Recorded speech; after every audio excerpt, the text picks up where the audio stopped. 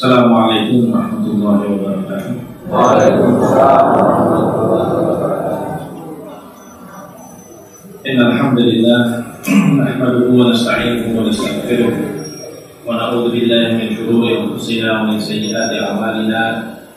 May yahdihillahu fala mudilla lahu wa may yudlil fala hadiya lahu. Asyhadu an la ilaha illallah wahdahu la syarika lahu wa asyhadu anna Muhammadan 'abduhu wa rasuluh.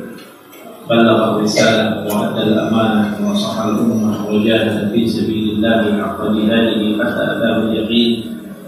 Allahumma shalli ala Muhammad wa ala ali Muhammad kama shallaita ala Ibrahim wa ala ali Ibrahim wa barik ala Muhammad wa ala ali Muhammad kama barakta ala Ibrahim wa ala ali Ibrahim fil alamin innaka Hamidum Majid. Rabbi shrah li sadri wa yassir li amri wa hlul 'uqdatam min lisani yafqahu qawli. Rabbana atina fid dunya hasanah wa fil akhirati hasanah wa qina adzabannar.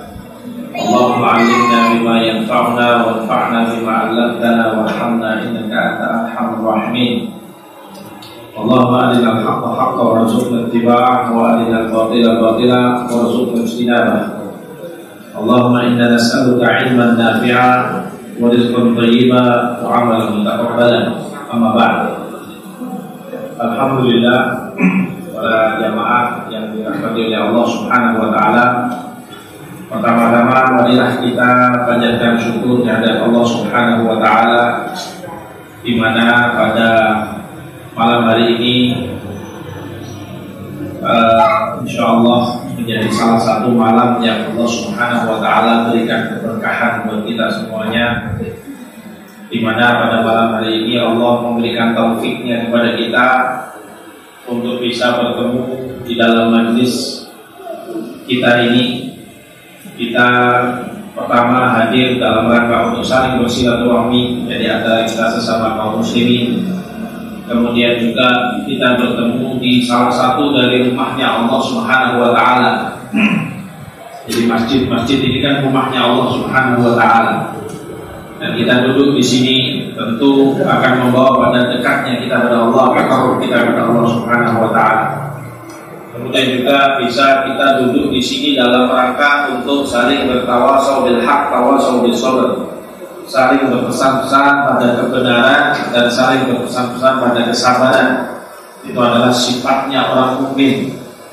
Maka jadi orang mukmin kepada saudara mukminnya itu tidak boleh hanya cuek-cuekan, ya, hanya artinya tidak peduli pada kondisi saudara mukminnya, tidak. Seorang mukmin dengan mukmin yang lain, seperti mana kata Rasulullah Sallallahu Alaihi Wasallam di dalam sebuah hadisnya, beliau sabdakan, al-mukminu mir'atun li akhihi. Seorang mukmin adalah cermin bagi saudaranya. Jadi kalau dia melihat ada kekurangan dari saudaranya, maka dia akan sampaikan pada saudaranya itu dalam rangka untuk menasihatinya, dalam rangka untuk mengajaknya pada kebaikan. Begitulah sifat orang mukmin. Nah, prosesi ini kalau di dalam istilahnya disebut dengan al-amru bil ma'ruf, beramal ma'ruf. Ya, itu juga menjadi sifatnya orang mukmin. Selalu mengajak pada kebaikan, selalu mengajak kepada kebenaran.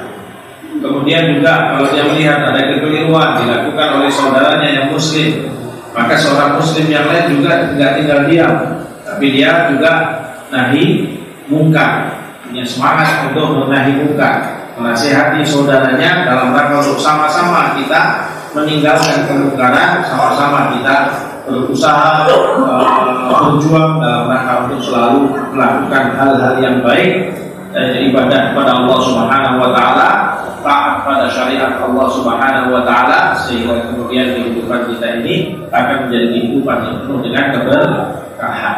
Ya. Kemudian jamaah sekalian, yang berikutnya syukur kita juga pada Allah Subhanahu wa taala. Karena di majelis ini kita adalah majelis yang kita adakan dalam rangka untuk kita mentadarusi Al-Qur'an dan hadis Rasulullah sallallahu alaihi wasallam. Apa mentadarusi? Artinya mempelajari tentang ayat-ayat Allah, mempelajari tentang hadis-hadis Rasulullah Sallallahu Alaihi Wasallam. Majlis yang seperti ini, kata Rasulullah Sallallahu Alaihi Wasallam, adalah majlis yang membawa kepada rahmatnya Allah Subhanahu wa Ta'ala. Ya, majlis yang diliputi oleh rahmatnya Allah Subhanahu wa taala. Dalam sebuah hadis Rasulullah sallallahu alaihi wasallam bersabda, "Ma ijtama'a qaumun fi baitin min buyutillahi yatadarasuna fihi kitabullah." Tidak berkumpul ya sekelompok orang di salah satu dari rumahnya Allah, ya, seperti kita sekarang ini di masjid, ya. Yatadarasuna fihi kitabullah, di mana mereka di situ mengkaji, mempelajari tentang kitabullah, belajar tentang ayat-ayatnya Allah dan ajaran-ajarannya Allah dan risalah yang dibawa oleh Rasulullah SAW. Apa kata Rasulullah? Illa haffathumul malaikah. Ya, majelis itu akan dikelilingi oleh para malaikat-malaikat. Wa ghasyiyatuhur rahmah, dan mereka diliputi oleh rahmatnya Allah Subhanahu wa taala. Ya. Wa nazalat alaihimus sakinah, maka akan turun kepada mereka itu juga ketenangan. Wa dzakarahumullahu fi man 'indah, dan mereka akan disebut-sebut oleh makhluk-makhluk yang ada di dekat Allah Subhanahu wa taala. Artinya dilaporkan kepada Allah majelis-majelis di mana di sana itu dibahas tentang kalimatnya Allah. Ya. Jadi majelis pengajian itu jemaah sekalian adalah majelis yang memiliki nilai besar sekali. Majelis pengajian itu memiliki nilai yang besar sekali di sisi Allah Subhanahu wa taala. Bagaimana tidak? Majelis pengajian itu pintu rahmatnya Allah. Tadi sudah disebutkan hadisnya, hadis yang sahih. Rahmat Allah itu apa toh? Rahmat Allah itu adalah rasa kasih sayangnya Allah yang kemudian membawa kita itu kepada ridhonya Allah Subhanahu wa ta'ala. Orang kalau nggak dirahmati oleh Allah, maka dia nggak mungkin diridhoi oleh Allah. Orang yang dirahmati oleh Allah, maka insya Allah dia dekat dengan ridhonya Allah Subhanahu wa ta'ala. Dan orang yang diridhoi oleh Allah Subhanahu wa taala, itulah orang-orang yang nanti insya Allah akan bisa masuk ke dalam surganya Allah Subhanahu wa taala di akhirat. Itu tahapannya jamaah sekalian. Jadi penting, rahmat Allah itu menjadi penting. Maka sarana apapun yang bisa kita dapatkan rahmat Allah Subhanahu wa taala ya harus diupayakan. Kalau kita serius pengen masuk surga, ya rahmat Allah Subhanahu wa taala itu yang menjadi sarana kita. Kita ingin mencari ridha Allah, ya rahmat Allah itulah jalannya. Bagaimana bisa dapat rahmat Allah? Salah satunya di antaranya di majelis-majelis ilmu, majelis-majelis pengajian. Makanya kalau hadir di majelis seperti ini, ya betul-betul diniatkan dalam rangka untuk thalabul ilmi, dalam rangka untuk betul-betul ingin mendapat ridha Allah dan rahmatnya Allah Subhanahu wa taala, dan mengisi diri dengan ilmu. Ilmu apa? Ilmu tentang Al-Quran, ilmu tentang Sunnah Rasulullah SAW. Itu adalah ilmu yang paling penting buat kita. Kenapa? Karena Al-Quran itu oleh Allah Subhanahu wa taala diturunkan ya kepada umat manusia itu sebagai petunjuk. Hudan linnas wa bayyinatin minal huda wal furqan. Al-Quran itu isinya petunjuk bagi seluruh umat manusia dan isinya keterangan-keterangan dan pembeda mana benar mana salah. Jadi orang kalau berpegang pada Al-Quran, insya Allah hidupnya gak bingung lagi. Kalau orang sekarang banyak bingung menentukan sing benar sing salah. Kenapa? Karena yang dia jadikan sebagai patokan, dia jadikan sebagai timbangan untuk menilai mana benar dan mana salah itu hanya akalnya saja. Tidak menggunakan timbangan yang benar yang bersumber dari Rabbul Alamin yang paling tahu mana benar dan mana salah. Sehingga timbangannya betul-betul paten, timbangannya betul-betul bisa dipertanggungjawabkan. Kenapa? Karena yang menimbang adalah Rabbul Alamin yang nggak mungkin salah, yang nggak mungkin keliru. Kalau Allah keliru sekali saja hancur alam semesta ini. Ya. Salah hitung bumi ini diputar, ada salah hitung sedikit gitu ya, kecepatan atau kepelanan gitu, apa yang terjadi sama kita? Hancur semua kita, Pak. Ya, kalau salah hitung jarak antara bumi dengan matahari, ya kemudian terlepas, ya sedikit waktu lalu kemudian bumi mendekat pada matahari, wah bohongan kali. Ya semuanya terbang. Maka Allah Subhanahu wa taala itu nggak pernah keliru, nggak pernah salah Dan dalam mengatur alam semesta ini Allah Subhanahu wa ta'ala itu tidak pernah capek. Allahu la ilaha illa huwal hayyul qayyum la ta'khudhuhu sinatun wa la naum. Ya, Allah lah la ilaha illa huwa, tidak ada ilah selain Dia. Dialah satu-satunya ilah kita, satu-satunya yang kita ibadahi. Dialah satu-satunya Tuhan. Ya. La ta'khudhuhu sinatun wa la naum. Tidak hadir kepadanya itu capek ataupun ngantuk ataupun tidur. Kita kalau Allah ngantuk, siapa yang mengurusi? Ya. Kalau Allah ngantuk, siapa yang mau mengurusi alam semesta itu? Ya, tidak terlepas sedikit pun semuanya itu terjadi dengan ketentuan Allah Subhanahu wa ta'ala. Oleh karena itu jemaah sekalian, ini harus disadari benar supaya betul-betul ubudiyah kita, peribadatan kita, ketaatan kita mutlak hanya kepada Allah Subhanahu wa ta'ala. Ya, dan kunci dari betulnya kita di dalam menjalani hidup kita yang hanya satu kali ini hidup kita di dunia ini kan hanya satu kali. Batasnya kapan?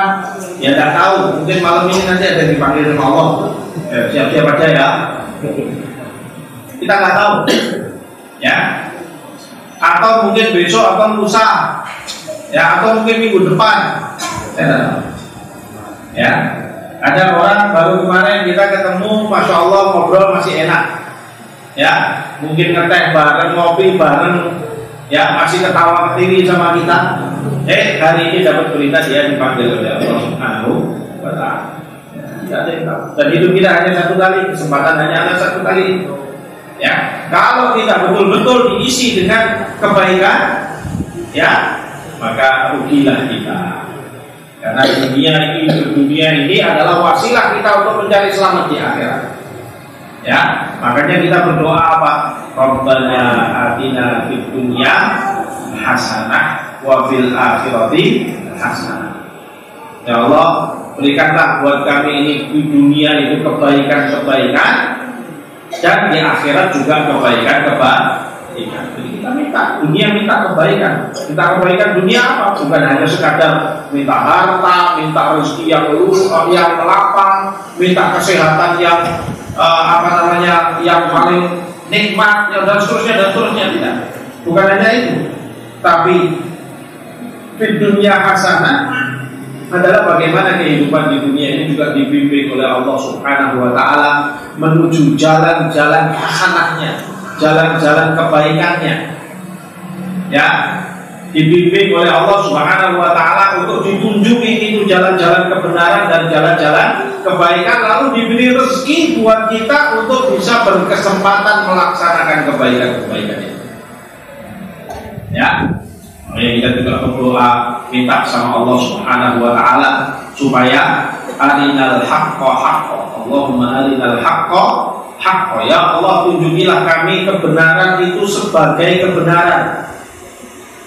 Ya, warzuqna tiba'ah, dan berilah rezeki pada kami untuk bisa mengikutinya. Ya, wa arinal batila batila, dan tunjukkanlah kepada kami yang namanya batil itu terlihat batil pada kami, yang namanya buruk itu terlihat buruk pada kami. Warzuqna istinabah, dan berilah rezeki pada kami untuk bisa menghindarinya. Itu doa kita. Kenapa kok sampai diajarkan doa demikian? Karena yang namanya hidup di dunia ini kita berhadapan dan sedang bermusuhan dengan yang namanya setan. Setan itu kerjanya adalah menipu kita, menggambarkan kepada kita yang buruk seakan-akan baik, yang baik seakan-akan buruk. Dan berapa banyak manusia yang tertipu dengan hal tersebut. Manusia pertama yang tertipu oleh setan adalah bapak kita semua, yaitu Adam alaihissalam, dan ibu kita Hawa alaihissalam. Ya, tertipu, lalu kemudian akhirnya Allah Subhanahu wa ta'ala mengusir dari surga, ya, ditaruh di dunia, di bumi ini, lalu kita terus ya tinggal di sini sampai sekarang, akhirnya sampai malam ini pengajian di sini. Lalu akhirnya kita pengajian di surga. Kamu malaman tidak di surga. Ya kan? Harusnya kita di sana, kalau nggak gara-gara ketipu sama iblis itu. Ya, apa yang dia lakukan? Dia tipu bapak kita, menggambarkan bahwa buah yang dilarang oleh Allah SWT untuk dimakan itu, dia bilang ini adalah buah khuldi, buah keabadian. Ya, padahal itulah buah yang menjadikan dia keluar dari surga, karena dia murkai oleh Allah Subhanahu wa Ta'ala. Nah, supaya tidak ketipu, bagaimana? Ya harus mengisi diri kita dengan ilmu. Untuk mengisi diri dengan ilmu, ya harus rajin-rajin ngaji, harus rajin-rajin belajar mengkaji tentang ayat Allah, mengkaji tentang hadis-hadis Rasulullah. Karena yang paling mudah untuk ditipu oleh setan adalah orang yang jahil, orang yang tidak punya ilmu. Ya, maka kita minta dibimbing sama Allah Subhanahu wa Ta'ala. Mudah-mudahan majelis ini, dan saya dengar tadi dari Bapak Takmir, ya, Ketua Takmir mengatakan memang di sini sudah rutin ya Pak, pengajiannya sudah rutin, Masya Allah. Ya, ini nikmat besar ya bagi warga di sekitar sini dan juga bagi para pengurusnya. Mudah-mudahan ini sebagai wasilah untuk kebaikan buat semuanya. Amin ya rabbal alamin. Bapak dan Ibu-ibu sekalian, pada malam hari ini kita ada tema yang sedikit agak serius. Tolong dibahas tentang kepemimpinan yang ideal buat umat Islam. Wah, ini temanya serius tenan. Ada apa ini dibalik semua itu, gitu ya? Karena bicara kepemimpinan, kalau nggak mau nanti harus bicara politik kan, repot kan ini lainnya. Zaman-zamannya kalau salah ngomong kita dituntut masuk penjara nih. Ya, mudah-mudahan nggak ada masalah, insya Allah ya. Tapi tidak apa-apa, yang penting kita sampaikan ilmunya. Ya, saya akan berusaha bisa menyampaikan secara perspektif yang berusaha bisa kita sampaikan secara mudah. Setidaknya jemaah sekalian, malam ini kita belajar, oh Islam itu bukan cuma ngatur urusan ibadah-ibadah tok, bukan cuma ngatur urusan yang sifatnya sholat, zakat, puasa, haji dan sebagainya. Ternyata Islam itu hadir kepada kita sebagai ad-din. Apa itu ad-din? Ad-din itu adalah nizamul hayat, aturan hidup. Islam itu hadir buat kita sebagai aturan hidup. Kalau bahasa yang rada keren, orang-orang boleh nyebutnya the way of life. Nah, itu lah biar kelihatan hebat gitu ya.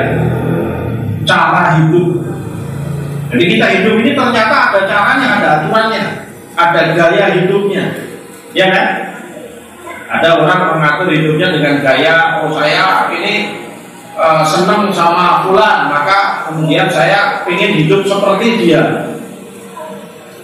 Itu nanti ada yang mungkin apa bintang-bintang film, ya kan? Atau nanti ada siapa namanya, wah ini ada orang filosof siapa, atau ini presiden negara mana gitu, wah saya kagum pada dia sehingga saya pengen cara hidup saya persis seperti dia. Nah, kita umat Islam ini diajarkan oleh Allah Subhanahu wa Ta'ala dan Rasulullah SAW untuk menjadikan Islam itu sebagai cara hidup kita. Karena itu Islam itu hadir dalam bentuk lengkap sekali yang mengatur seluruh bagian daripada kehidupan kita. Ya, Allah Subhanahu wa Ta'ala di dalam surat Al-Maidah ayat 3, Allah Subhanahu wa Ta'ala sudah menegaskan. Ya, dan ini termasuk ini adalah ayat yang terakhir turun kepada Nabi kita Muhammad sallallahu alaihi wasallam. Ya, Allah Subhanahu wa Ta'ala berfirman di situ, Al-yauma akmaltu lakum dinakum. Hari ini telah aku sempurnakan buat kalian din kalian. Ya, din kalian. Din itu apa tadi? Aturan hidup, agama. Ya, secara terjemahan bahasa disebut juga agama. Lah, agama itu apa ya? Agama itu mengatur kehidupan. Ya, karena berangkat dari keyakinan, kemudian apa? Mengatur semua yang bagian dari kehidupan kita. Ya, dan Islamlah yang agama itu sebagai agama itu yang paling lengkap dan mengatur seluruh bagian hidup kita. Ya, dan Allah Subhanahu wa Ta'ala menegaskan bahwasanya yang diterima oleh Allah, yang dibenarkan oleh Allah nanti di akhirat itu orang yang mengatur hidupnya pakai Islam. Ya, inna dina indallahil Islam.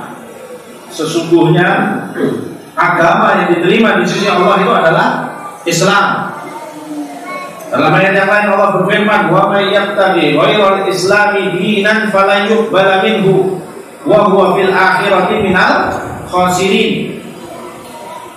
Dan barang siapa yang mengatur hidupnya atau beragama dalam hidupnya itu dengan selain dinul Islam, falan yuqbala minhu, maka tidak akan diterima dari dia. Wa huwa fil akhirati minal khasirin, dan nanti dia di akhirat termasuk orang penuh dengan siksaan. Itulah orang yang paling perlu. Ya, jadi Allah katakan orang tidak mau mengatur hidupnya dengan Islam, maka dia nanti di akhirat akan termasuk orang rugi. Kalau di dunia bisa aja Allah Subhanahu Wa Taala buka pada dia, hebat dan sebagainya. Ya, Allah buka rezekinya dan sebagainya. Tapi di akhirat dia pasti akan termasuk rugi. Makanya Islam kemudian hadir kepada kita dengan lengkap, mengatur semua bagian dari aspek kehidupan kita, jemaah sekalian. Dari urusan-urusan yang besar-besar sampai urusan yang kecil-kecil. Ya, urusan mengatur negara, mengatur ini tema kita, kepemimpinan, buat masyarakat, kepemimpinan buat rakyat di negara atau bahkan dunia. Ya. Kemudian mengatur soal ekonomi, baik makro sampai kepada mikro, istilahnya sekarang ini. Ya. Ekonomi secara global yang bersifat makro ataupun ekonomi secara mikro yang menjadi bisnis kecil-kecilan. Ya, ibu-ibu yang di rumah produksi barang, gimana cara menjualnya, semuanya diatur, aturannya ada di dalam dini Islam. Ya, sampai kepada urusan-urusan yang sangat pribadi. Apa? Urusan kita, maaf, urusan buang air kecil. Ada nggak aturannya dalam Islam? Ada. Ya, urusan untuk ngurusi kuku kita ini loh. Ya, kuku kita ini disunahkan oleh Rasulullah SAW untuk dipotong setiap 1 minggu 1 kali. Loh, diatur sama Islam. Ada urusan kuku. Ya, urusan membersihkan gigi diatur sama Islam, dicontohkan oleh Rasulullah SAW. Karena zaman Rasulullah itu pakainya siwak. Tahu siwak ya? Siwak itu yang kayak kayu itu. Zaman itu belum ada sikat gigi pun, apalagi Pepsodent belum ada. Ya. Tapi kemudian diajarkan kepada kita untuk menjaga kebersihan mulut dan gigi kita. Ya. Diatur untuk menjaga pakaian kita, diatur untuk menjaga keluarga kita, diatur untuk menjaga tetangga kita, semuanya diatur, dan semua aturan itu ada di dalam dinul Islam. Nah, termasuk diantaranya supaya kemudian kehidupan kaum muslimin ini dalam menjalani Islam itu bisa berjalan dengan lancar, bisa berjalan dengan nikmat, ya, maka kehidupan kaum muslimin itu perlu diatur oleh seorang pemimpin supaya kepemimpinannya itu bisa mengajak kaum muslimin untuk bisa merealisasikan hidup di dalam dinul Islam. Kenapa kok bisa begini? Dikatakan begitu, Islam kok harus mengatur pemimpin juga? Karena kalau kaum muslimin kemudian dipimpin oleh pemimpin yang tidak senang sama Islam, maka bisa dipastikan kaum muslimin akan kesulitan mengamalkan Islam. Akhirnya nggak bisa mengamalkan Islam. Ya, sehingga hidupnya yang sekali saja tadi itu yang hanya kesempatan sekali ini akhirnya tidak bisa diisi dengan Islam. Maka rugilah dia kalau sudah seperti itu. Ya. Maka jangan sampai kaum muslimin kemudian dipimpin oleh orang-orang yang tidak senang terhadap Islam. Kalau dia dipimpin oleh orang yang tidak senang sama Islam, maka masyarakat muslim akan dipaksa untuk menjauhi Islam. Karena dia nggak senang pemimpin, dia punya kuasa, dia punya otoritas untuk melakukan pengendalian terhadap rakyatnya. Dia punya tentara, dia punya polisi, dia punya semuanya. Dia bisa bikin aturan sesuai dengan kehendak yang dia mau. Kalau kemudian ternyata orangnya kok nggak senang sama Islam, pasti rakyatnya akan diarahkan untuk jauh dari Islam. Na'udzubillahi min ya. Inilah kenapa para ulama sepakat bahwa kepemimpinan ya di dalam Islam bagi kaum muslimin itu menjadi kewajiban untuk diatur sesuai dengan syariat Allah Subhanahu wa taala. Ya. Kenapa? Karena dengan kepemimpinan inilah umat Islam nanti bisa berjalan sesuai dengan syariat Allah. Tapi kalau kaum muslimin dipimpin oleh orang yang gak cinta sama Islam atau orang yang anti sama Islam, maka mereka akan menjadi sulit untuk mengamalkan agama Islam. Di beberapa daerah, ya bapak dan ibu-ibu sekalian, mungkin kalau bapak-bapak yang agak senior mestinya tahu tentang peristiwa Bosnia Herzegovina tahun 92. Bosnia Herzegovina itu salah satu negara bagian Yugoslavia yang pecah tahun 91, lalu kemudian menjadi sebuah negeri kecil, ya, itu dinamai Bosnia. Isinya itu kaum muslimin itu di Eropa, Isinya penghuninya itu rakyatnya itu kaum muslimin, tapi karena sekitarnya itu orang-orang non muslim. Ya, di situ ada Serbia, di situ ada Kroasia, di situ ada beberapa negara bagian kecil yang lainnya yang kebetulan mereka itu orang-orang non-muslim. Tidak suka dengan keberadaan kaum muslimin di tengah-tengah mereka. Maka apa yang terjadi? Tahun 92 mereka diserang habis-habisan. Tidak sedikit dari kaum muslimin di sana ya dipaksa untuk murtad dari agama Islam, lalu kemudian yang tidak mau dibunuh, dan terjadilah berbagai banyak tempat pembunuhan massal pada saat itu tahun 92 itu. Saya masih ingat, saya ketika itu masih muda, sekarang sudah agak tua. Ya, saya ketika itu masih SMP. Ya, jadi mendengar berita itu masuk di sekali, kenapa saudara-saudara kita di sana seperti itu? Kalau kita di Indonesia ini alhamdulillah masih dimudahkan sama Allah Subhanahu wa taala. Tapi yang terjadi di sana adalah apa yang kita lihat kalau kemudian kaum muslimin tidak punya kekuasaan dan dia dipimpin oleh orang-orang yang tidak suka sama Islam, maka benar-benarlah kemudian umat Islam tidak bisa mengamalkan Islam dan dipaksa untuk keluar dari Islam. Maka dari itu kenapa kok ini menjadi penting, ya? Kenapa kok Islam mengatur? Karena memang ini adalah urusan yang sangat penting sekali. Kalau kita tidak perhatian tentang siapa yang akan memimpin kita, maka sama dengan kita sedang tidak perhatian tentang bagaimana nasib kehidupan kita yang mau berjalan sesuai Islam ataupun tidak sesuai dengan Islam.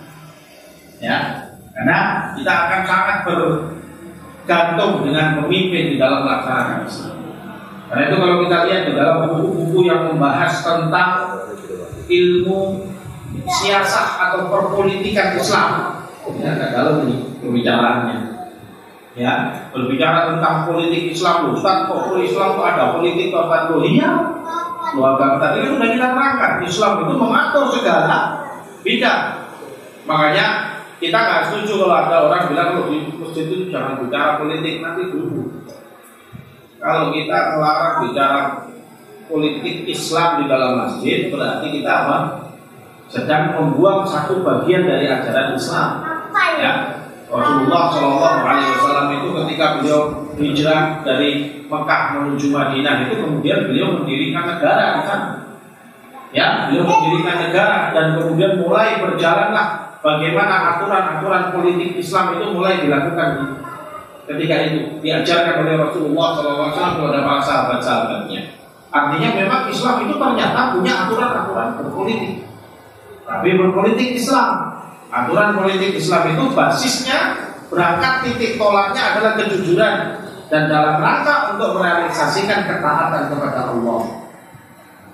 Ya, tujuannya itu berpolitik, sak politik aneh, tapi tujuannya dalam rangka mengajak semuanya untuk taat pada Allah Subhanahu wa Ta'ala. Makanya seorang politikus, seorang muslim yang politikus yang bergerak di dalam dunia politik, ya, sehingga kemudian ketika dia berhasil menjadi seorang pemimpin, ya, bagi negerinya, maka tugasnya itu ada dua, sebagaimana disebut oleh Imam Mawardi, ya, di dalam kitab beliau, bahwasanya seorang pemimpin itu tugasnya dua. Apa itu? Iqamatuddin wa siyasatud dunya biddin. Menegakkan ad-din, menegakkan dinul Islam, dan mengatur urusan dunia dengan Islam, dengan syariat Islam. Dan ini, tugas ini disepakati oleh seluruh ulama di dalam Islam.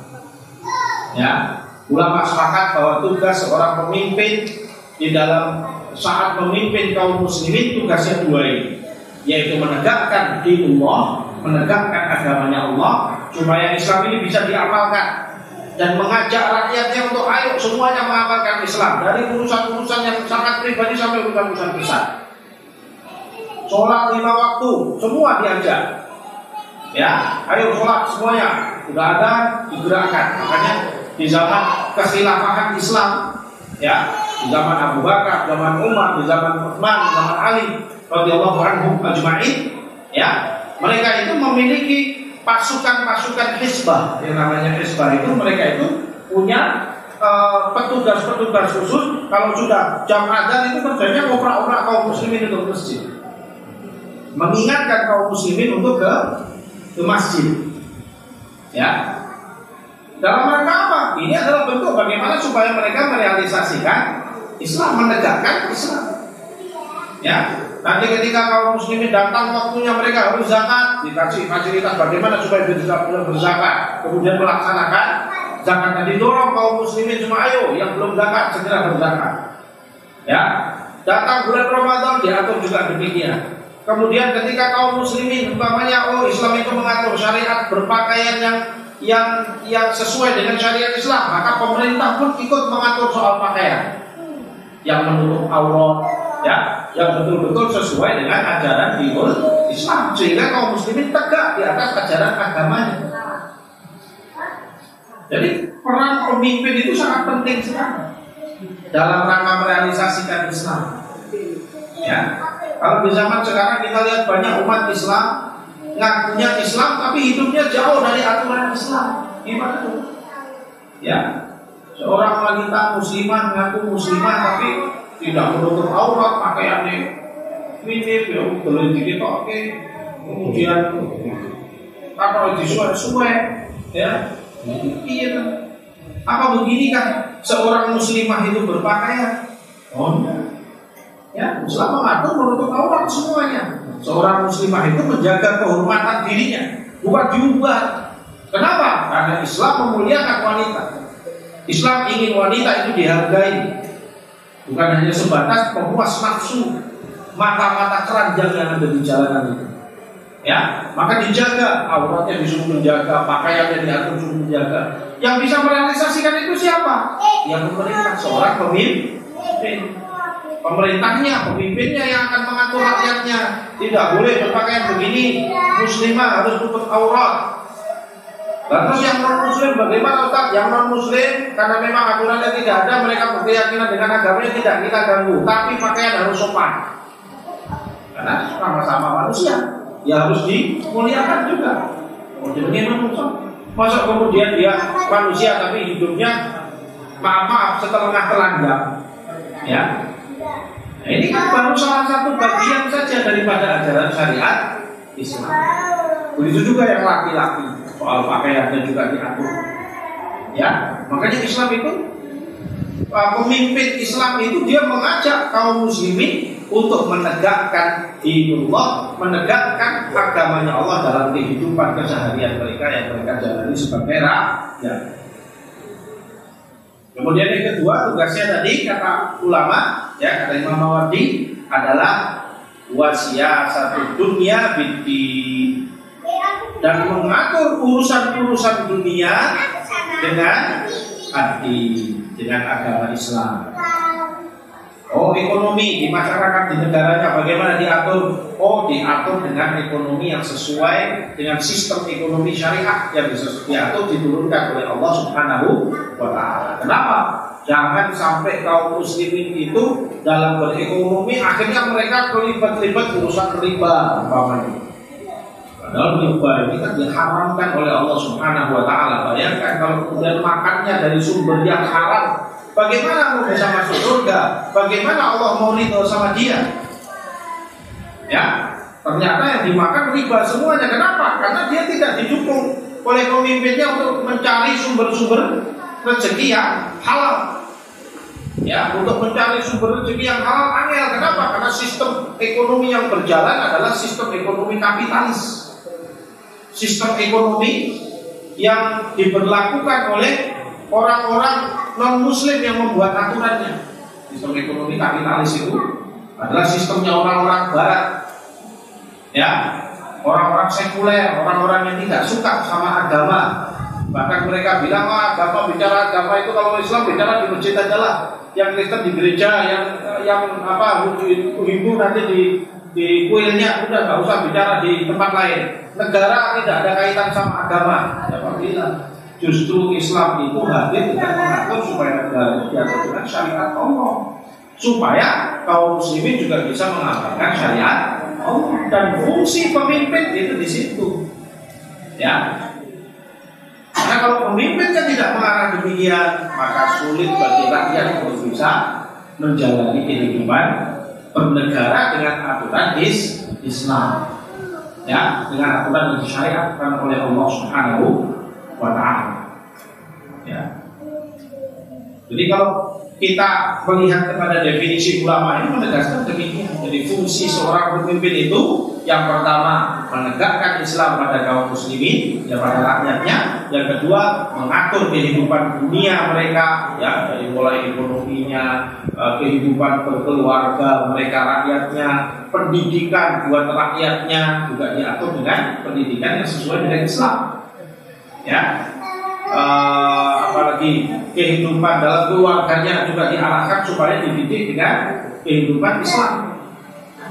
Hukum-hukum yang berjalan di masyarakatnya adalah aturan-aturan yang sesuai dengan Islam, yaitu sesuai dengan Al-Quran dan Sunnah Rasulullah Sallallahu Alaihi Wasallam. Sehingga dengan demikian maka negeri itu akan menjadi negeri yang kita kenal dengan istilah baldatun thayyibatun wa rabbun ghafur, negeri yang baik dan memiliki Tuhan Rabb Ghafur yang mengampuni dosa-dosa. Ya, apa yang? Jadi istilah baldatun thayyibatun wa rabbun ghafur ini kan kita sering dengar kan? Ya kan? Itu Allah Subhanahu wa ta'ala firmankan itu di mana? Di dalam Al-Qur'an ada disebut baldatun thayyibatun wa rabbun ghafur. Saat Allah menggambarkan tentang indahnya negeri Saba. Negeri Saba itu adalah negeri Yaman kalau sekarang, ya.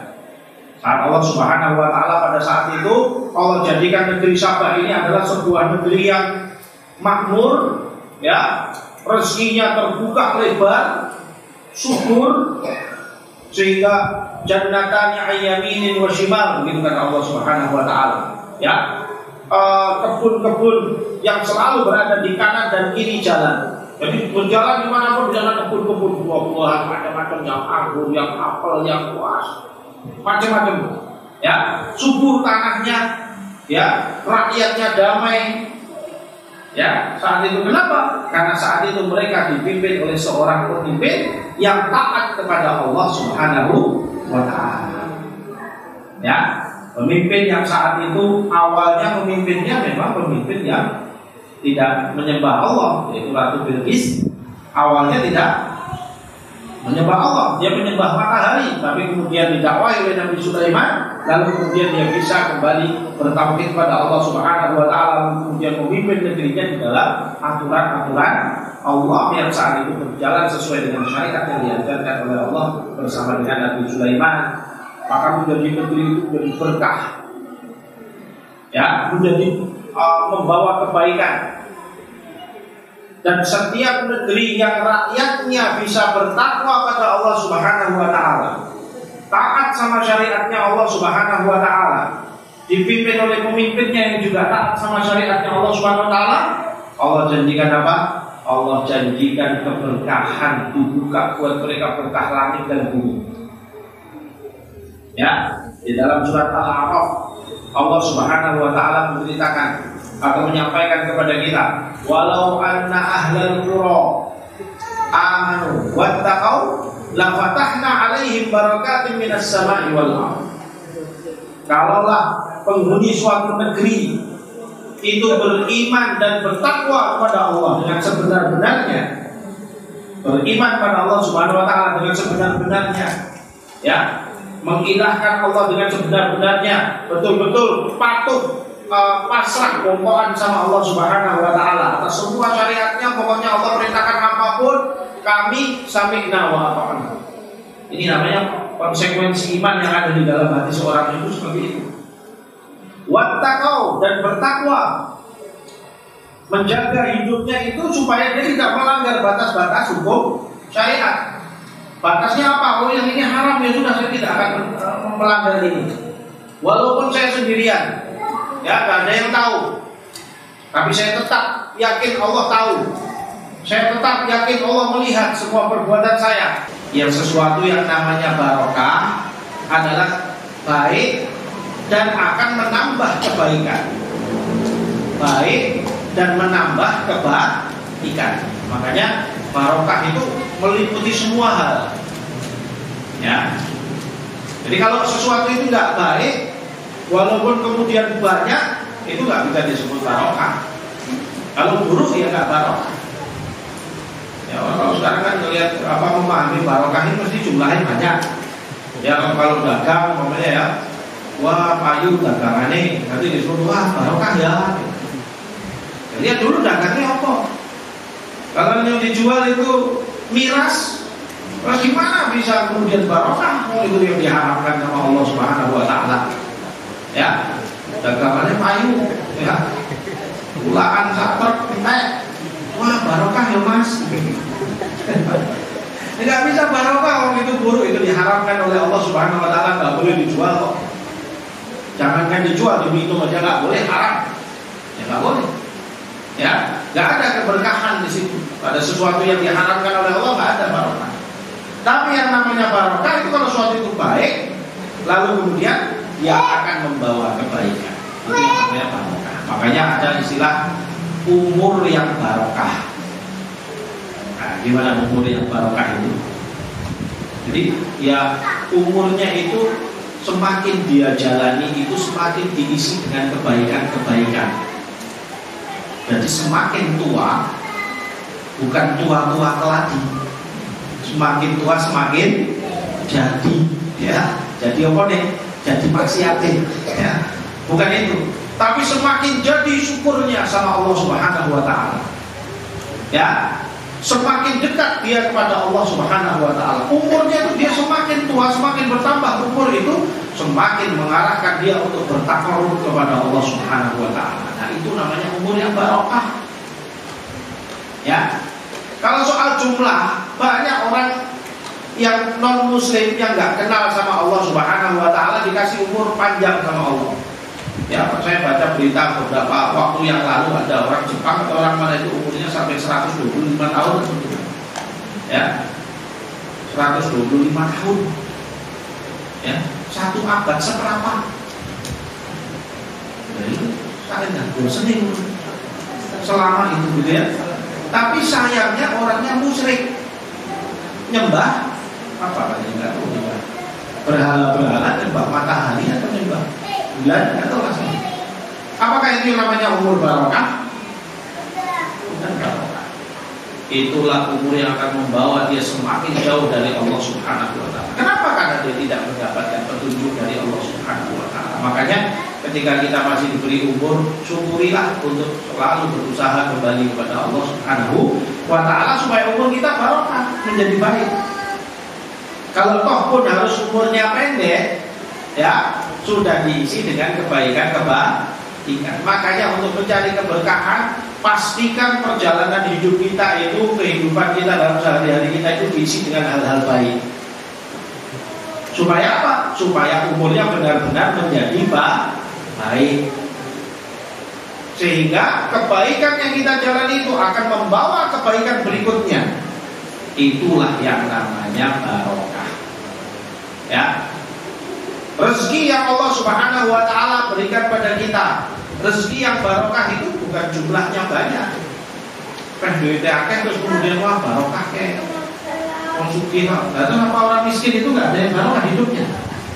Nah, kalau kebetulan dia ditakdirkan oleh Allah, dia rezekinya dikasih sedikit oleh Allah Subhanahu wa Ta'ala, kemudian sudah seperti itu, pakai dihukum katanya hidupnya nggak barokah begitu. Nggak bisa, kasihan orang miskin kalau begitu. Ya, berarti yang punya barokah hanya orang kaya-kaya saja? Belum tentu. Orang yang diberi oleh Allah dibukakan harta luas, lalu kemudian berarti itu barokah? Belum tentu. Lihat dari mana sumber rezeki itu. Kalau sumbernya sumber yang halal, sumbernya sumber yang baik, ya, diambil dari jalan-jalan yang diridhoi oleh Allah Subhanahu wa Ta'ala, maka ya mudah-mudahan ini menjadi keberkahan. Terus yang kedua dilihat, hartanya itu menjadikan dia semakin baik atau menjadikan dia semakin ingkar pada Allah. Dia syukuri nggak harta itu? Kalau dia bersyukur harta itu sehingga menjadikan dia semakin menggunakan hartanya untuk kebaikan-kebaikan, ya, untuk amal-amal soleh, untuk sedekah, pembangunan masjid, pembangunan madrasah, untuk membantu orang, untuk bikin jalan supaya orang mudah untuk lewat. Wah, itu semua kebaikan-kebaikan. Maka itu namanya harta yang berkah. Ya. Makanya kalau jadi orang kaya harus bisa begitu. Ya.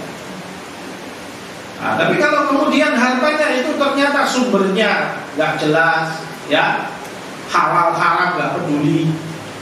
Apalagi di zaman sekarang ini orang kerja ini mah, ya, sing halal itu angel, ya, katanya lo ya angel. Padahal jadi yo tidak juga. Kalau kita mau serius cari, kok buka kok pintu rezeki sama kita. Sumber-sumber yang halal banyak. Dan perlu dicatat, sumber yang halal itu jauh lebih banyak dari sumber yang haram. Ya, jadi di dunia ini, di alam semesta yang kita jalani sekarang ini, hal-hal yang halal itu jumlahnya lebih banyak dari yang haram-haram. Cuma kadang-kadang saya juga heran orang-orang malah boleh-boleh sing haram itu apa ya? Ya, aneh. Ya. Padahal pintu halal itu banyak, malah sih dicari yang haram-haram. Ya, yang membawa murka Allah. Maka pastikanlah, mari kita syukuri, jalani, ya, cari sumber-sumber yang halal, lalu kemudian ketika rezeki sudah kita dapatkan, syukuri dengan sebaik-baiknya. Nah, nanti kalau sudah disyukuri dengan baik juga nanti oleh Allah dikasih janji yang lain apa? Dan insyakartum la azi, dan kalau bersyukur aku tambah. Ya, wala in kafartum, tapi kalau kamu ingkar dari nikmat itu, kamu tidak mau bersyukur, inna adabi lasyadid, sesungguhnya adabku sangat pedih, mungkin diancam sama Allah. Ya. Maka dari itu inilah yang namanya barokah. Ilmu yang barokah itu yang bagaimana dengan sekalian? Ilmu yang baik dan membawa kita pada kebaikan. Makanya carilah ilmu-ilmu yang baik. Terus kan apa ada ilmu yang nggak baik? Ada. Ilmu hitam itu ilmu nggak baik. Makanya dinamai ilmu hitam. Ya, lihat aja orang-orang belajar ilmu hitam, Pak Irang kabeh tadi. Ya, wajahnya menghitam, mau dibikin. Ya, kalau melihat orang-orang yang mengamalkan ilmu-ilmu hitam yang kemudian dari sumber-sumber ilmu syirik, ya, kemudian memperbudak diri dengan setan, akibatnya betul-betul irang kan dari ini. Tapi kalau kita cari adalah ilmu-ilmu yang baik, Sumber kebaikan itu Allah Subhanahu wa Ta'ala. Maka apa yang bersumber dari Allah adalah segala makna kebaikan itu ada di sana. Al-Quran ini sumbernya dari Allah. Hadis Rasulullah, sunnah Rasulullah sumbernya dari Allah Subhanahu wa Ta'ala. Ya. Dan semua yang bersumber dari Allah itu kebaikan. Maka ilmu ini adalah menjadi ilmu yang baik. Lalu kemudian ilmu itu kita amalkan. Maka karena kita sudah berilmu, kemudian keseharian kita dibimbing oleh ilmu itu dalam amal kita. Akhirnya hidup kita menjadi baik. Itulah namanya ilmu yang barokah. Tapi kalau ngaji terus tapi atau diamalkan, namanya ilmunya jadi nggak barokah. Walaupun sumbernya ilmunya baik. Wah, saya ngaji tafsir setiap hari Pak. Ngaji Quran ini wah sudah lancar Pak. Kok hidupnya dengan kayak gini? Wah, soal ngamalnya ya nanti dulu. Ini namanya ilmunya berarti ilmu yang tidak barokah. Nauzubillah min dzalik. Ilmunya baik tapi ternyata tidak berhasil untuk menjadikan dirinya baik. Karena ilmu itu modal untuk kita untuk menjadi baik. Kalau ilmu yang kita pelajari baik, insya Allah asal kita mau mengamalkan, maka insya Allah hidup kita akan lebih menjadi baik. Tapi kalau enggak, ya enggak mau diamalkan, ya sudah, ilmu ya tinggal ilmu. Nempel di sini, tapi enggak ada enggak ada hasilnya dalam kehidupan kita, maka menjadi ilmu yang tidak barokah. Nah, makanya supaya ilmu kita itu barokah, walaupun jumlahnya sedikit. Hari ini saya cuma belajar makna Bismillahirrahmanirrahim, tapi betul-betul kita amalkan, ya. Jadi ternyata kita disunahkan dalam setiap pekerjaan kita harus dimulai dengan Bismillah. Begitu Rasulullah mengajari kita. Lalu kemudian kita mulai setiap hari apapun yang kita mau lakukan kita Bismillahirrahmanirrahim. Maka semuanya terbimbing dengan kebaikan. Itu ilmu yang barokah walaupun sedih. Jadi barokah itu tidak pernah terkait dengan yang namanya jumlah banyak atau sedikit, tidak ada kaitannya. Tapi baik atau tidak baik, membawa kebaikan atau tidak membawa kebaikan. Nah, kembali pada janji Allah tadi, negeri yang kalau kaum penghuninya, rakyatnya, ya dari mulai pemimpin sampai rakyatnya semua itu bertakwa pada Allah, beriman dan bertakwa pada Allah, maka Allah katakan la fatahna alaihim barakatin minas sama'i wal ardh. Akan kami bukakan buat mereka keberkahan langit dan bumi. Ya, walaupun sedikit, tapi sudah merasakan baiknya. Bukannya banyak, tapi yang ada cakar-cakaran tok, yang ada korupsi-korupsi tok, yang ada curi-mencuri, yang ada saling menjatuhkan dalam persaingan bisnis. Buat apa hidup begitu? Ya, buat apa hidup begitu? Walaupun jumlah hartanya banyak, katanya rakyatnya kaya-kaya, tapi kaya dari hasil yang demikian. Buat apa? Apakah hidup begitu hidup yang baik? Tidak baik.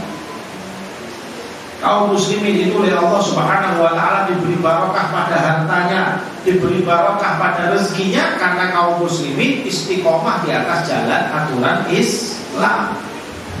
Dagang diambil dari sumber-sumber yang halal, walaupun sedikit, tapi dia betul-betul merasa qanaah dengan itu, sehingga dia nggak pernah merasakan sedikit itu kurang, karena dia sudah merasakan cukup. Makanya kita juga diajari qanaah dalam Islam. Ya, kalau mau mengikuti hawa nafsu nggak ada akhirnya. Manusia itu kata Nabi SAW, kalau mau dikasih emas sebesar gunung Uhud, ya, yang pernah umroh, pernah haji mesti tahu gunung Uhud itu besarnya seberapa. Ya, besar sekali gunung Uhud itu. Ya, kalau dikasih emas sebesar gunung Uhud, pasti dia akan minta lagi sebesar itu. Dikasih 2, minta 3. Dikasih 3, minta 4. Terus. Dan tidak ada sesuatu yang bisa memenuhi mulut anak Adam, kata Rasulullah SAW, kecuali tanah. Maksudnya mati. Ya, belum mati ya terus, jaluk terus. Ya, kenapa? Itulah hawa nafsu.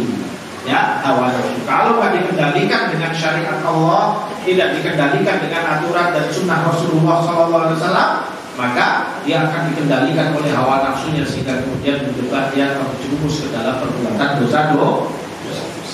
Gak ada akhirnya, terus digiring sama setan, semakin jauh, dibawa semakin dalam ke dalam neraka jahanam. Nauzubillahi. Ya, makanya perlu untuk kita atur hidup kita ini sesuai dengan Islam, syariat Islam, supaya apa? Kita panggil atau kita buka pintu-pintu kesempatan supaya Allah membukakan pintu berkahnya buat kita. Ya, ini janji Allah, ini bukan janji dari bank. Ya, kalau bank bilang ada nabung di sini nanti dapat mobil, loh, dipajangin mobil di depannya, wah percaya banget semua nabung ke bank situ. Ya, padahal nanti dapat ya orang-orang dia juga. Ya, diputar-putar gitu saja, kita aja nggak dapat apa-apa. Ya. Kalau dia saya janji di bank kok percaya ini. Tapi kalau Allah Subhanahu wa taala yang janji ini malah nggak percaya. Ya aneh kan kita ini. Padahal Allah itu yang maha kaya. Sak bank-banknya itu punya Allah Subhanahu wa taala. Kita harta yang ada di muka bumi, tapi kita nggak percaya. Padahal Allah sudah buktikan. Ya, sebagai contoh tadi kisahnya negeri Sabah. Ya, dikisahkan oleh Allah Subhanahu wa taala itu di dalam surat Sabah. Ya, tentang negeri Sabah itu tadi dia beriman maka Allah bukakan keberkahan itu. Lalu kemudian ternyata negeri itu mereka ingkar pada Allah. Lalu Allah Subhanahu wa taala turunkan azab pada negeri itu dalam bentuk apa? Banjir. Jadi di Yaman itu ada sebuah waduk. Waduk itu besar sekali, teman sekalian. Saya kebetulan sekolah di sana. Dan saya pernah ke waduk itu, ya.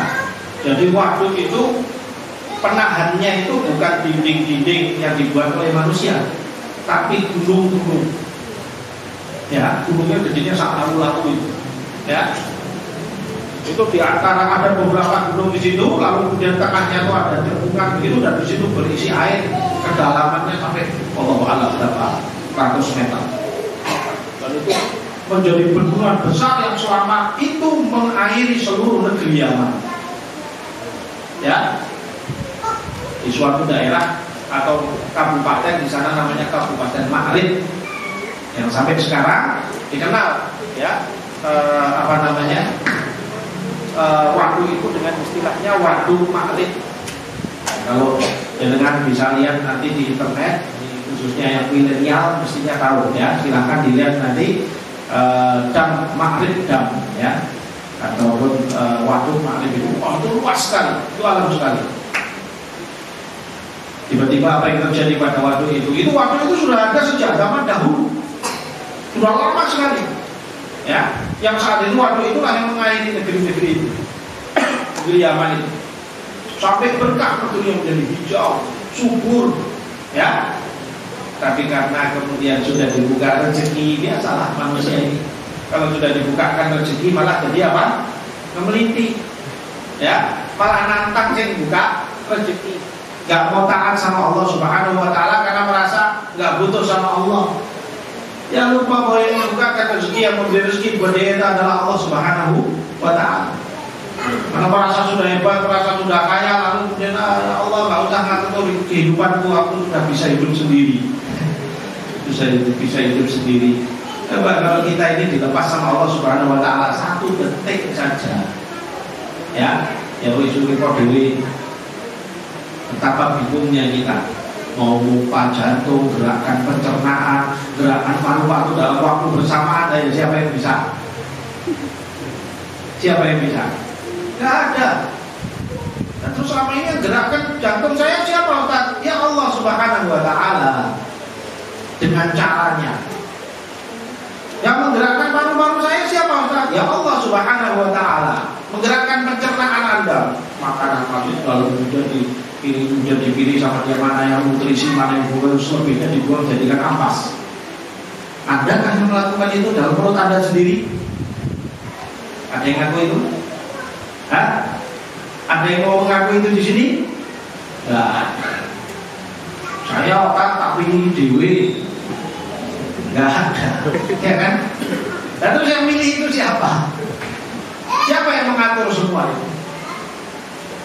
Ya dia sendiri, Ustaz, bergerak sendiri. Tidak ada sesuatu gerak sendiri, itu tidak ada. Tidak ada sesuatu secara kebetulan. Semua ada yang atur, semua ada yang menentukan.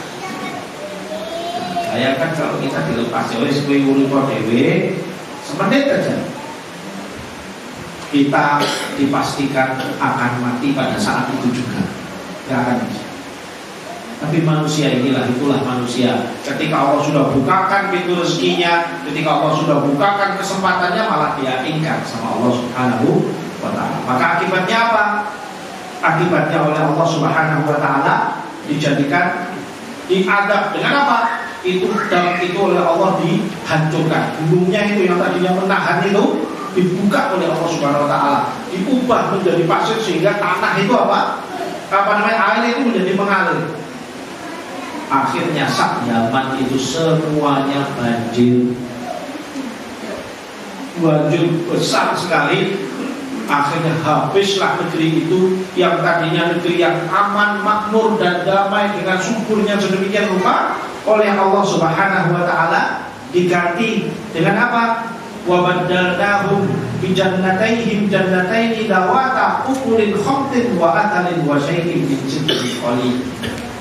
Kami ganti negeri itu, ya, tanahnya yang tadinya subur itu menjadi tanah yang tidak bisa ditumbuhi kecuali dengan pohon-pohon yang punya buahnya itu pahit, buahnya pahit, tidak bisa dinikmati, dan sedikit dari pohon-pohon bidara. Pohon bidara itu, kalau kita dengar itu pohon biasanya dipakai untuk ruqyah, ya kan? Tapi tahu nggak itu pohonnya itu berduri-duri, ya? Dan buahnya itu kecil-kecil, ya ada sedikit manisnya kayak alok begitu, tapi garing. Bidara sini, bidara Indonesia sama bidara Yaman beda.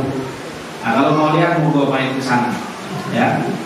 Bidara Yaman itu beda dengan bidara sini. Kalau bidara sini buahnya masih agak enak lumayan, tapi kalau di sana, ya, itu garing. Kalau dimakan itu nanti buahnya bijinya besar, terus kulitnya tipis begitu dan tidak ada rasanya.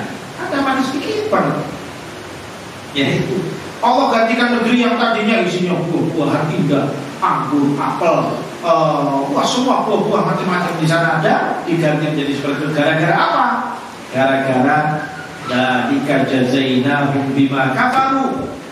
Itulah yang kami balaskan kepada mereka karena mereka menjadi kafir, mereka ingkar sama nikmatku, mereka tidak mau bersyukur kepada nikmatku. Dan Allah bilang apa? Wa hal nujazi illal kafur. Ya, dan apakah kami akan membalas kecuali orang-orang yang ingkar? Allah itu tidak akan balas. Mungkin malah dikasih siksa, nggak mungkin. Yang ada adalah mereka dikasih pahala, ya, dikasih kebaikan, dibukakan pada mereka kebaikan. Kalau toh di dunia terlebih beriman tapi kita kok jadi agak secara begini, kenapa? Ini ujian yang sedang Allah Subhanahu wa ta'ala ciptakan supaya derajat kita naik, tingkatannya semakin dicintai oleh Allah Subhanahu wa ta'ala. Tapi kalau yang terjadi kepada orang-orang yang ingkar pada Allah, itu adalah azab yang didahulukan oleh Allah Subhanahu wa ta'ala di dunia sebelum di akhirat. Na'udzubillahi min dzalik. Ya. Inilah akibatnya kalau suatu negeri itu tidak mau bersyukur pada Allah Subhanahu wa ta'ala. Ya, oleh karena itu dari sini saya kembali pada poin awalnya. Semua ini terkait erat dengan yang namanya kepemimpinan. Supaya suatu negeri itu bisa bersyukur pada Allah, kuncinya adalah bagaimana pemimpinnya.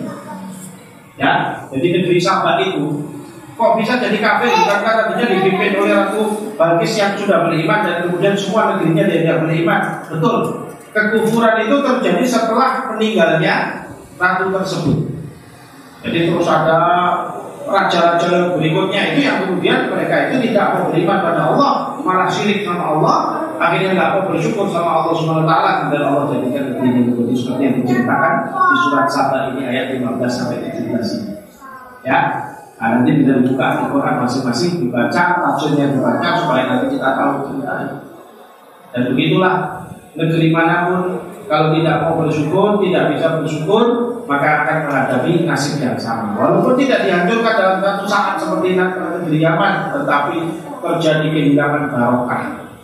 Ya, apapun jadi sulit, dagang sulit, ekonomi bermasalah, politik bermasalah terus, antar kampung tawuran, ya. Kemudian nanti sebentar gempa, sebentar banjir, sebentar kekeringan, sebentar ada apa kita ini? Kenapa kok bisa begitu? Pernah nggak kita berpikir? Jangan-jangan ini peringatan Allah buat kita. Makanya harus kembali sama Allah.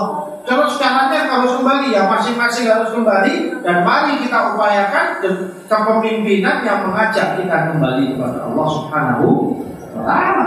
Karena nggak cukup kalau yang balik tapi pemimpinnya kufur sama Allah yang berdoa.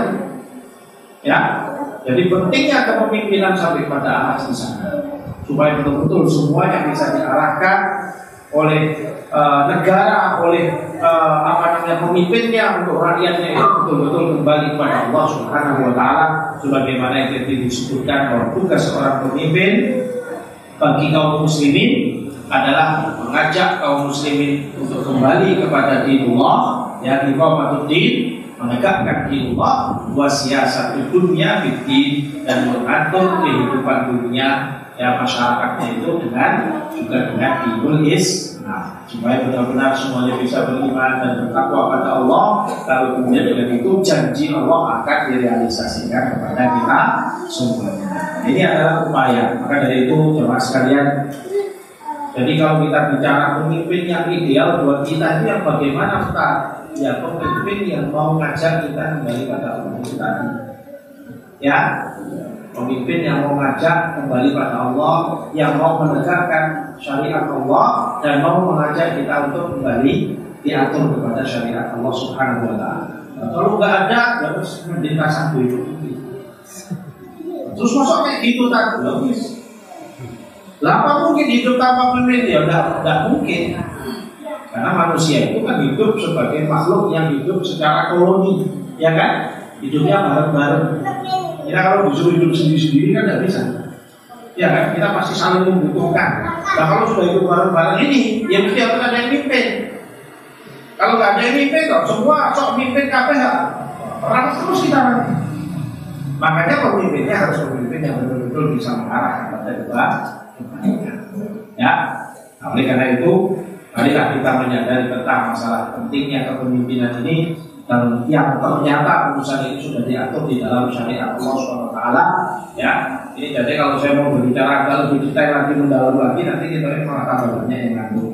Ya, sepertinya juga sudah malam. Mungkin nanti insya Allah pada kesempatan yang akan datang mungkin bisa dibicarakan lebih detail. Terus pemimpinnya itu dalam Islam itu gimana? Syarat-syaratnya apa saja? Karakternya bagaimana? Jadi wah banyak. Ini bisa 2 jam lagi baru selesai.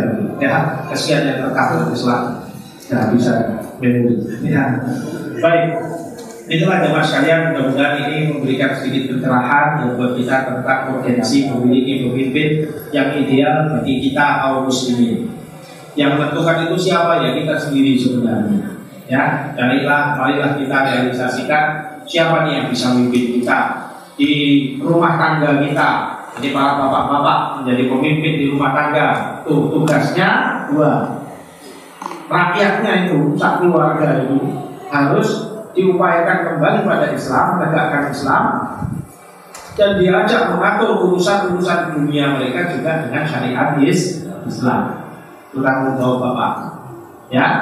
Kemudian kita di dalam lingkup yang lebih luas, RT, RW, Pak RT, Pak RW.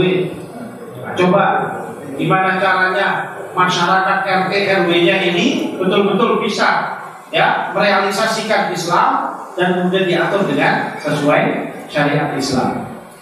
Lebih luas lagi nanti kecamatan, kelurahan, kecamatan sampai pada kabupaten, sampai pada negara. Begitulah seharusnya. Nah, kalau pemimpinnya nggak begitu, kepemimpinan adalah tanggung jawab yang nanti akan ditanya oleh Allah Subhanahu wa Ta'ala. Karena Rasulullah bilang apa? Kullukum ra'in wa kullukum mas'ulun an ra'iyatihi. Setiap kalian adalah pemimpin. Ya, ini bapak-bapak kan pemimpin keluarga. Ya, wa kullukum mas'ulun an ra'iyatihi. Dan setiap kalian akan ditanya di hadapan Allah nanti tentang kepemimpinannya. Ya, yang bapak-bapak dengan mas'uliyahnya, dengan tanggung jawabnya soal keluarga, yang ibu-ibu juga pemimpin terkait dengan tugas-tugasnya. Ya, di keluarga, di masyarakat, ini semua kita akan ditanya semua tanggung jawab itu semuanya. Ya, jangan dikira urusan hisab itu gampang. Alah, gampang sama Allah SWT. Itu bukannya itu sesuai kalau dimulai kecepatan tidak bisa. Ya, hitung-hitungan hisab itu sangat mengerikan. Ya, nah itu nanti ada majelisnya khusus. Saya nanti kalau nanti tidak tutup majelisnya ya. Intinya teman sekalian, marilah kita sadari tentang masalah ini. Mudah-mudahan Allah Subhanahu Wa Taala membimbing kita pada jalan yang diridhoi oleh Allah Subhanahu Wa Taala dan memberikan kepada kita pemimpin yang bisa mengajak kita untuk taat kepada Allah Subhanahu Wa Taala. Sebagai pemimpin yang memang paling ideal bagi kaum muslimin adalah pemimpin yang mengajak kepada hal tersebut. Wallahu a'lam bishawab. Dan mudah-mudahan apa yang disampaikan itu bermanfaat untuk kita semuanya, dan kurang lebihnya saya mohon maaf kalau ada kata-kata yang kurang berkenan dan keliru dalam kata dan salah silap. Saya mohon maaf. Aku qouli hadza wa astaghfirullah li wa lakum. Assalamualaikum warahmatullahi wabarakatuh. Waalaikumsalam warahmatullahi wabarakatuh.